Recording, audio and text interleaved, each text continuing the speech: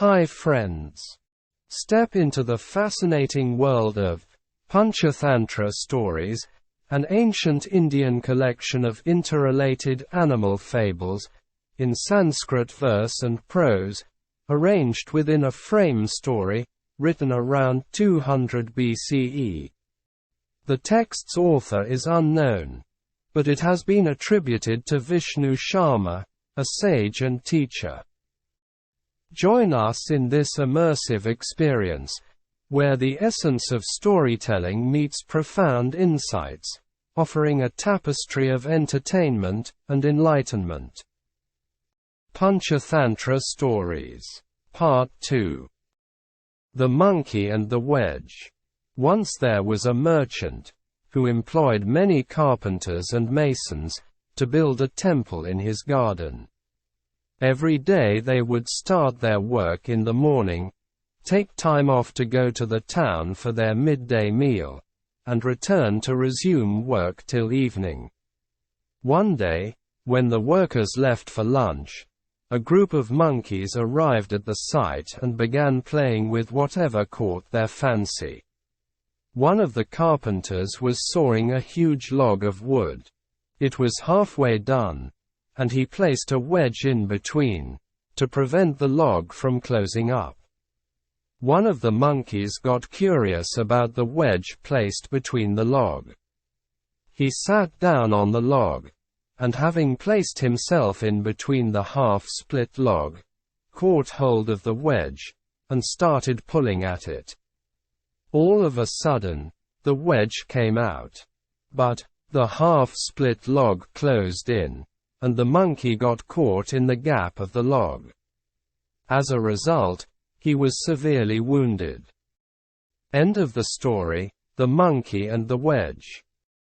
The moral of the story is, one should be cautious about meddling with things beyond understanding, as curiosity can lead to unintended consequences. The Jackal and the Drum. Once there was a hungry jackal, roaming in search of food. After some time, he wandered out of the jungle he lived in, and reached a deserted battlefield, where a group of soldiers had left behind a large drum, near a tree. As strong winds blew, the branches of the tree got rubbed against the drum. This made a strange noise. When the jackal heard this sound, he got very scared, and thought of running away. However, he had a second thought, and decided to go see what was causing the noise on the battleground. When he approached the drum, he realized that it was the sound of the tree's branches hitting against the drum, which was causing the strange sound. The jackal was relieved, and he continued his search for food. He also found sufficient food and water near the drum. End of the story, The Jackal and the Drum.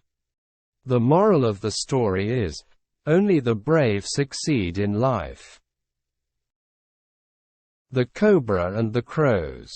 Once upon a time, there lived a crow couple, who had built a nice and comfortable nest on the top of a banyan tree. But unfortunately, the tree was inhabited by a cobra at its bottom. When the nest was unguarded, the cobra used to crawl up the tree and eat all the eggs that the lady crow used to lay. The crow couple were deeply grieved, and when this happened repeatedly, they decided to get rid of him forever. So the crow then approached his friend the jackal, and asked for a plan. The jackal then told him to go and fetch a costly thing from the palace of the king, and throw the thing in the burrow of the snake. According to the plan, the crow stole the queen's necklace from the palace, and started flying slowly. When the queen did not find her necklace, she complained to the king. The king sent his guards to search for the necklace. The guards of the palace ran after it. The crow then dropped the necklace, in front of the hollow of the tree, where the cobra was asleep. On reaching the bottom of the tree, the royal guards found the necklace, guarded by the cobra. They attacked the cobra with sticks to recover the necklace, and killed him. Now the crow family got rid of the cobra, and lived happily. End of the story, The Cobra and the Crows. The moral of the story is, even a very powerful enemy can be destroyed through deceit. The Tortoise and the Geese. Once upon a time, there lived a pair of geese and a tortoise, all three of whom were great friends. They would meet on the banks of the lake every day, and exchange stories, before returning at sunset. They enjoyed each other's company. One year, there was no rain, and they faced a huge drought. The lake in which they lived was drying up. They got worried about the declining water level of the lake. So, they decided to leave the lake and look for a new lake. But the tortoise could not fly, and so the geese thought of a plan. The geese suggested that they could hold a stick in their beaks, while the tortoise could grip it with his mouth. They would then fly him to another pond, where they all could live safely. The tortoise was delighted with the plan. The geese carefully explained that he must remain silent during the journey, and not speak, or he would fall from the stick to death. The tortoise agreed to be silent. As planned, they started flying. After some time, when they had flown some distance, the tortoise saw a town below. As they flew across the sky, the people on the ground noticed the peculiar sight of a tortoise being carried by geese, and began to shout and laugh, marveling at the unusual sight. The tortoise, unable to resist responding to the onlookers, opened his mouth to say something. As soon as he spoke, he lost his grip on the stick, and plummeted to the ground, to death. End of the story, The Tortoise and the Geese. The moral of the story is, one should stick to their commitments, and not let external influences distract them from their promises.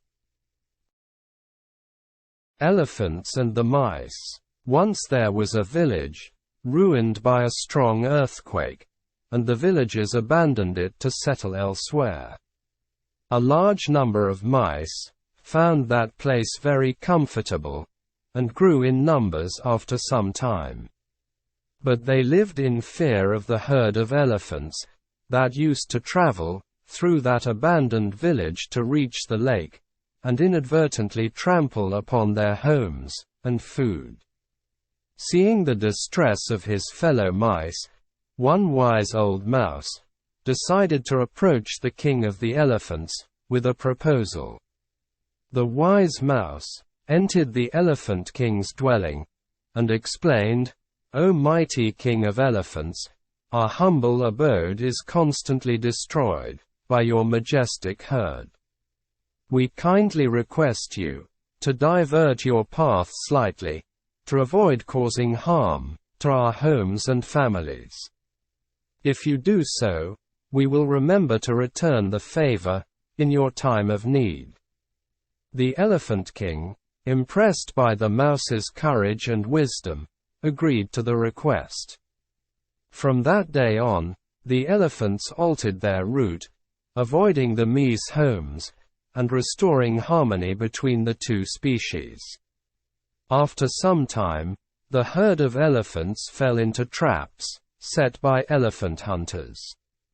Many of the elephants, including their king, got entangled in the nets. They struggled hard, but could not set themselves free from the strong nets. Suddenly, the king of the elephants remembered the promise of the wise mouse. So, other fellow elephants went to seek help from the mice, on behalf of their king, and brought him to the place where the other elephants had been trapped. All the mice started nibbling on the strong nets, and cut them loose. The elephants broke loose from the nets, and were grateful to be free again. The king of elephants thanked all mice for their timely help, and became great friends thereafter. End of the story, Elephants and the Mice. The moral of the story is, never underestimate anybody by their appearance. End of Panchatantra Stories, Part 1. Thank you for watching. Hope you have enjoyed the audiobook, Panchatantra Stories, Part 1. Please listen to the next episode. Do not forget to comment, share, like, and subscribe to the video. Visit our channel, www.youtube.com/@weaversnest, for more interesting videos. For more information, visit the website, www.weaversnest.org.